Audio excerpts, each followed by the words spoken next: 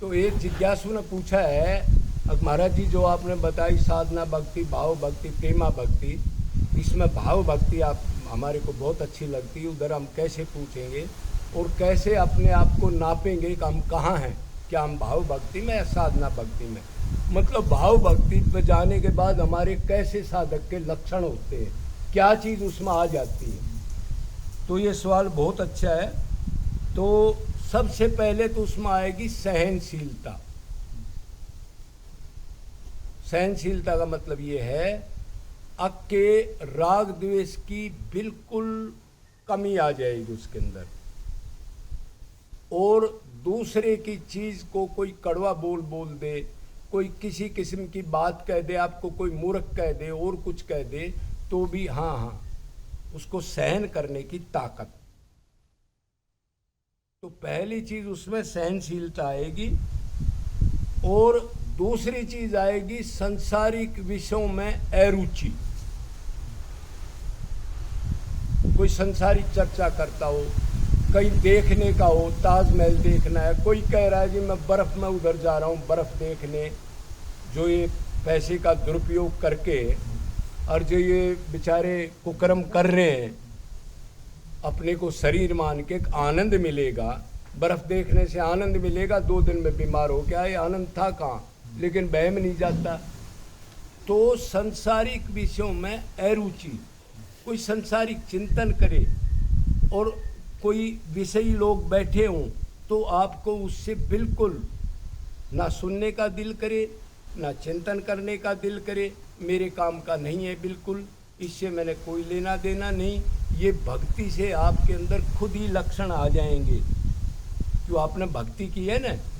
तो दूसरी होगी संसारिक विषयों में अरुचि, और उसके बाद है विरक्ति, मतलब सम और दम उसमें आ जाएंगे। मतलब यह है इंद्रियों को और मन को विषयों में मतलब रुचि बिल्कुल नहीं रहेगी, बिल्कुल उधर से हट जाएंगे। और आगे है इंद्रिय से विषयों का भोग भोगते हुए मन की अटैचमेंट ना होना।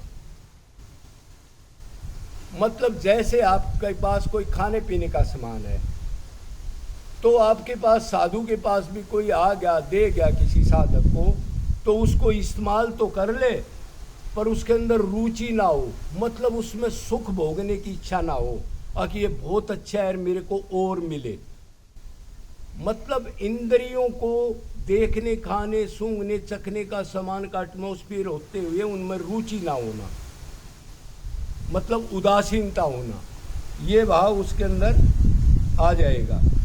उसके बाद है मन शांता, मन शांत हो जाएगा।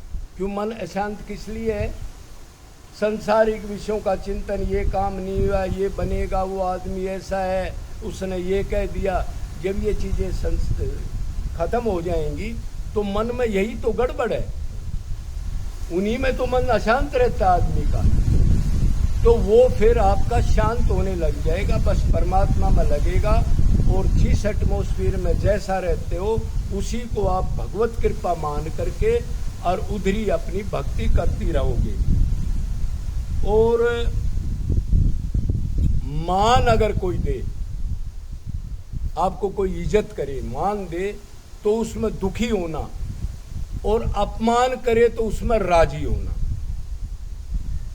ये भावना बहुत जरूरी है। ये साधक में आ गई।